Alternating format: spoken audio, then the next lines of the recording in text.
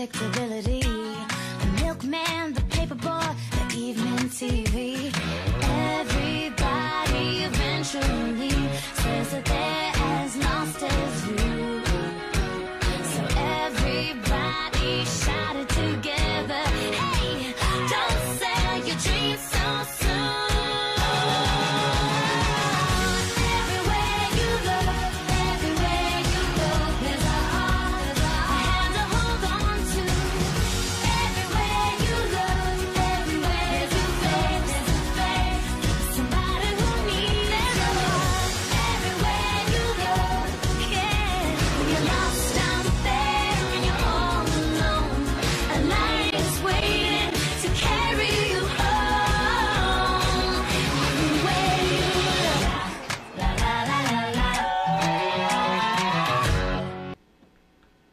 Hi everyone, welcome to the 21st episode of Season 5 of The Pulse. We're really excited to be celebrating this monumental occasion here in L15. In order to honor this unforgettable date, Allie and I have pulled together a great list of segments. Olivia and I have been training for days in order to give these segments the honor they deserve. What have you been doing to prepare, Allie? I've been bench pressing tripods like nobody's business. I've been speed training before and after school. Here's a short PSA about my daily struggles.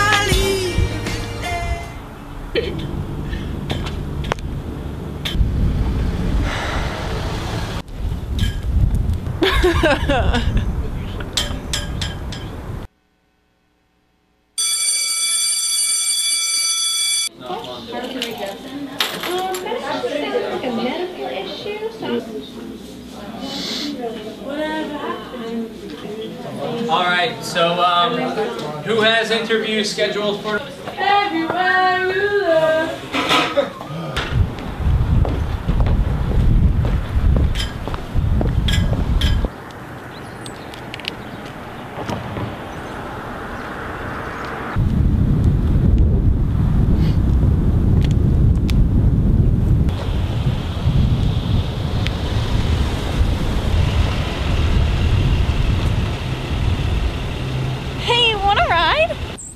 Oh my gosh, really?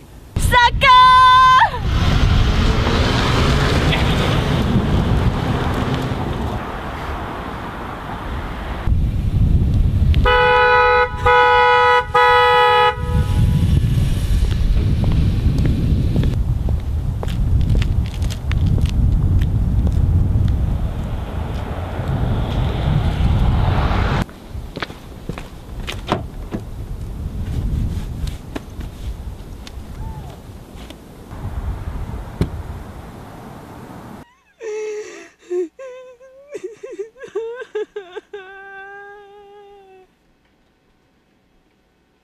I don't even have my own car, so I never knew how treacherous the J-Lot walk could be. The struggle is real.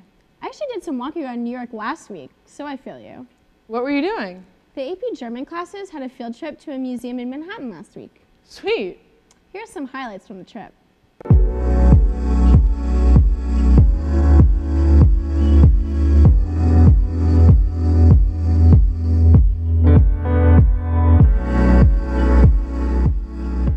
Hi, we are reporting live from Neue Galerie. I'm a little shy, but I know you know.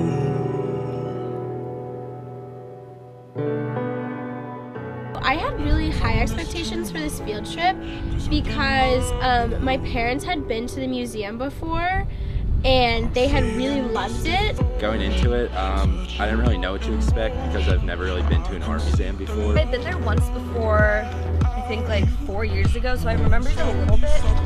I'd say my experience at the museum was a good one because I really learned a lot about all the different artworks. My tour group, we started actually with one of the most famous paintings in the museum. It was The Woman in Gold, and we ended by seeing The Scream, which that was really cool too. Our tour guide spoke in German the whole time, and I was actually pretty surprised how much I understood. And it was just a cool experience getting to be surrounded by German art and the culture and also the language at the same time.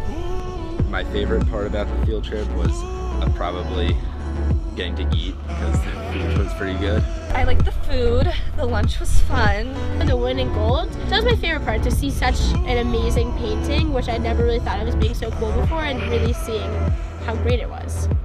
So the follow-up for this project is we're making a Weebly website, and so we pick a few of our favorite paintings to present to middle school German students to help get them excited about continuing German in the high school, possibly going on this field trip. My favorite piece of art was the Woman in Gold painting. I liked the colors in it, how it was all gold and stuff. My favorite artist was this guy named Oskar Kokoschka.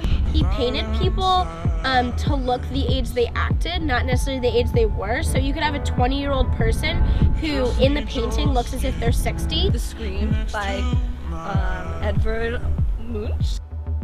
It's a very famous painting, and it's interesting to get to learn kind of more background information about it. I can see the love run right out of you.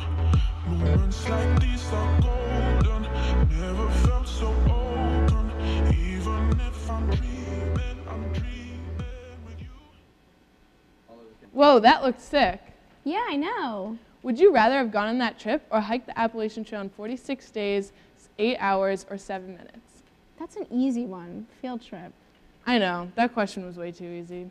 Let's look at a couple more would you rather questions, all of which are better than mine. Would you rather be a rich man in this world or just an average fish in the world of SpongeBob? Rich man. No one likes SpongeBob. Would you rather use eye drops made out of vinegar or toilet paper made out of sandpaper? Toilet paper made out of sandpaper, definitely. Would you rather change the past or look into the future? Look into the future. Use eye drops made out of vinegar or toilet paper made out of sandpaper? Can I use toilet paper made out of vinegar? Would you rather drink a glass of ketchup or a glass of mustard? Mustard, hands down, hate ketchup. Would you rather use eye drops made out of vinegar or toilet paper made out of sandpaper? Eye drops. Eye drops. Would you rather change the past or look into the future? All around me are familiar faces. Be a part of Dunder Mifflin or Pawnee's Parks and Recreation Department? Dunder Mifflin, without a doubt. Never be able to speak again or always say everything that's on your mind? Always say everything on my mind. She keep it 100. Would you rather drink a glass of ketchup or a glass of mustard? Ketchup. Thank you. Excuse me, ma'am. Would you rather change the past or look into the future? Look into the future. What about you? Would you rather drink a glass of ketchup or a glass of mustard? Glass of mustard. Do you have a time machine that only goes forwards in time or back in time? Back in time. Thank you. Would you rather change the past or look into the future?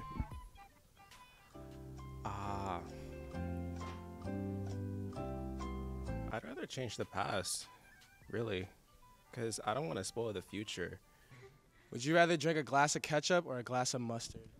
Mustard. Would you rather have hiccups for the rest of your life or always feel like you have to sneeze and never be able to? I feel like I have to sneeze. Like, sneezing is fun. Would you rather only be able to listen to Nickelback songs or have to read through all 56 pages of iTunes terms and conditions every day of your life for the rest of your life? Nickelback is by far the worst band I've ever heard in my entire life, so probably the iTunes terms and conditions.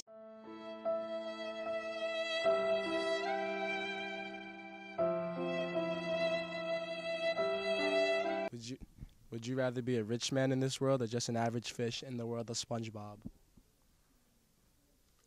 An average fish in the world of SpongeBob.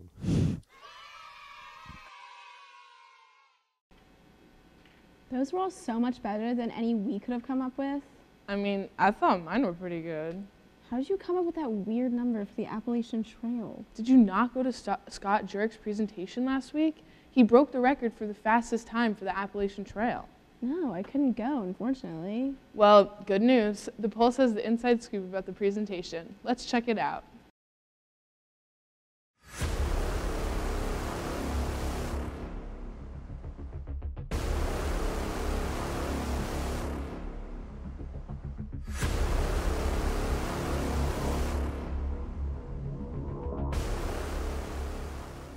I was fortunate to get into this sport called ultramarathoning, and I used to hate running. So those of you who are lacrosse players or basketball players or whatever sport, or maybe you don't even like sports at all, I used to hate running, and now I run ultramarathons. You have to want it. And anybody, the students here, the adults, know that if you're not really into a goal, if your head isn't there, if your heart isn't there, it's really hard to achieve that goal. You set goals for yourself, not just in running, but in life. That's how you're going to accomplish what you want to accomplish. So by having the positive mentality, by telling yourself that you can accomplish stuff, and then by setting, stepping stones to reach your goal, like those are all things in running. You want to get a certain time at the mile point or at the 2 mile point, and it's the same thing, in life. Accomplishing a goal, it's like you have to get to a certain spot so that you can move forward. For all people, it's important to have not only your A goal, so it's good to dream big. I'm a believer in dreaming big and really putting your goal out there. I was dreaming big when I thought I could run the Appalachian Trail in 43, 44 days, 45 days. I thought it could be done, and somebody's going to do it. So it's good to have that A goal, but then it's also good to have some B and C goals. So for me on the Appalachian Trail, when I was injured a week in, it was like to even finish the trail was going to be a miracle in a way, in my mind. And so I needed to think, okay, I'm going to try to bounce myself back by just walking, even if it's 35, 40 miles a day, and that's what I did for a couple of days. And the goal was like, I'm just going to try to get to the end, Katad. Maybe the record's out of the question. And then midway through, then it was focusing on the record. Maybe I can't beat it by a couple of days.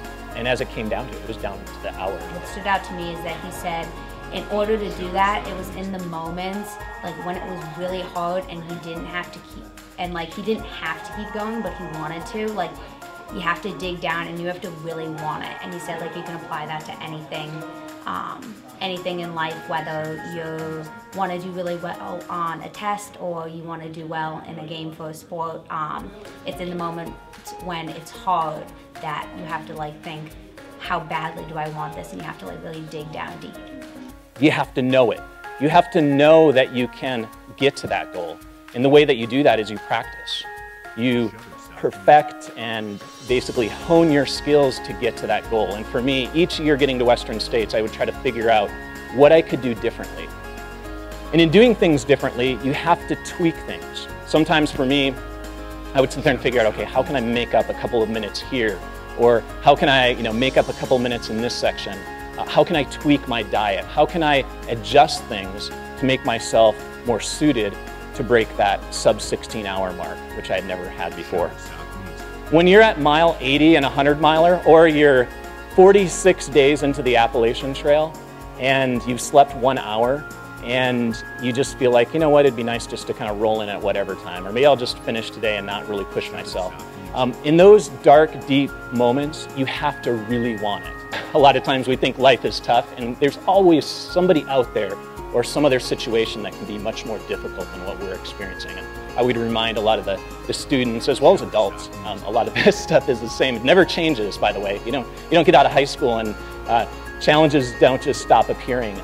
You never graduate from those, but it's one of those things that we can really learn throughout life and just keep appreciating for the fact that we just have to keep putting one foot in front of the other, much like on the Appalachian Trail. Honestly, that guy's full of passion, but that jail-out walk is a toughie for everyone. Sky was really inspirational, but I still don't have a clue what I'm going to do for my next segment. Jack and Sean were having that same problem too, so they made a March Madness bracket of the best pulse segments ever. Let's check it out. Welcome to the CHS Pulse Bracket Tournament. We've got a lot of good matchups coming up that I'm excited about. Should be a great tournament. Let's check out first round action from Season 5. Looks like we've already got an upset with the 5 seed Cougar Nation taking out Prom Problem. Let's check out the highlights from that segment. I'm Matt Gentile, and I'm a senior. I'm Luke Malenga, I'm also a senior. And we're leaders of Cougar Nation. Yeah, I think it's pretty clear, like, the effect that, like, Cougar Nation and just our fan sections have on, like, school spirit in general. You know, like, you'll see everyone the day after we win a game, and, like, everyone was like, wow, that game was awesome. Like, everyone was there, and so they're all talking about it. Kind of keep it the way it is, because right now it's just, like, perfect.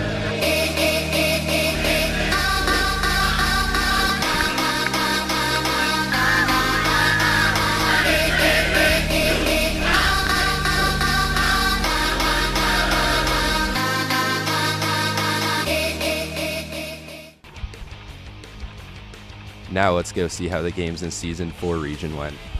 Two huge upsets here, with Cooking with Kirsch and Mulford Dancing both winning. Here are the highlights from the Cinderella story of the tournament so far, Cooking with Kirsch. Hi, I'm Kirsch, and this is Cooking with Kirsch. Today, we have our 3 guests, Tanner Coney, Will Larkey, and Max Benedict, 3 freshmen here at Chatham High School. And we are cooking some 5 cheese rigatoni. Do you shampoo before you body wash, or do you body wash before shampoo? I body wash before shampoo. What's wrong with you? Like, who does that? Alright, well, that concludes our segment. Thank you. Let's see how the action in Season 3 went down. Well, there are no upsets here, with all the higher seeds winning in their respective games. Let's bounce it over to the Seasons 1 and 2 region. This region is home to all the old segments, but that doesn't mean we shouldn't count them out for making a deep run in this year's tournament. Let's take a look at all the highlights from Dodgeball's win over How to Make a Segment.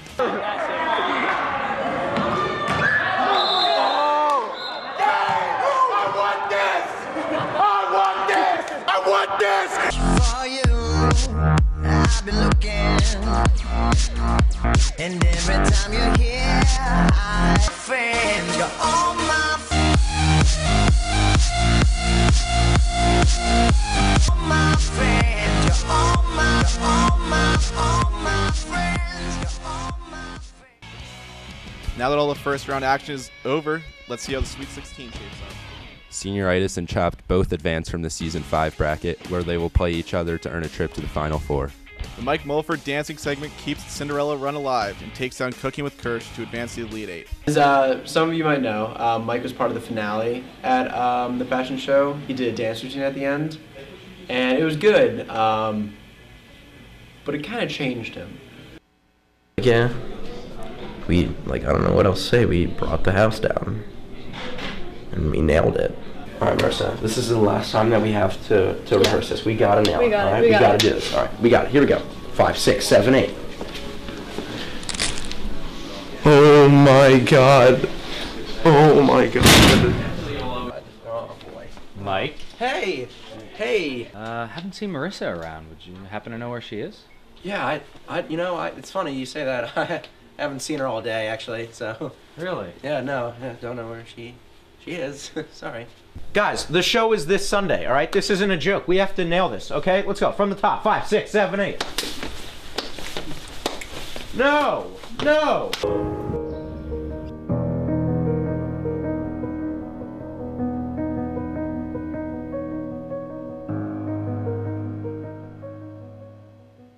The Powerhouse Bromance continues its dominance. Rounding out the rest of the elite is the Stalker State Championship, the Hump Day Intro, Inception, and the Machine.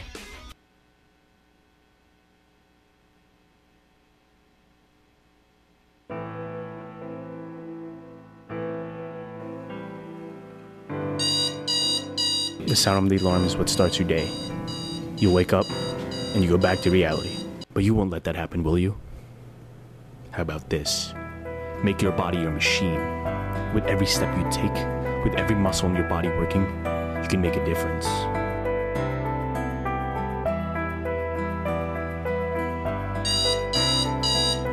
People live their lives as others do. They reflect the actions of society, like social mirrors.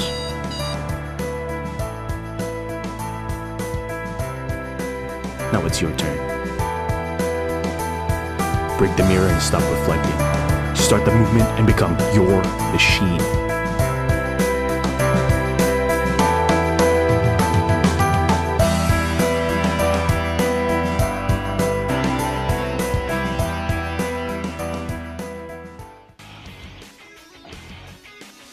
Chopped takes down the #1 seed, while the #1 seed in seasons 1 and 2 prove they deserve their ranking. On the right side of the bracket, as expected, the 2 1 seeds hold strong against their opponents. 1 seed versus 1 seed, the best matchup so far in the tournament. Looks like Bromance held their ground and knocked out the Machine. Wow, let's take a look at the left side of the bracket. Chopped overpowers the Soccer State Championship segment. The big game is finally here, Chopped versus Bromance. Should be a tight showdown. And the winner is...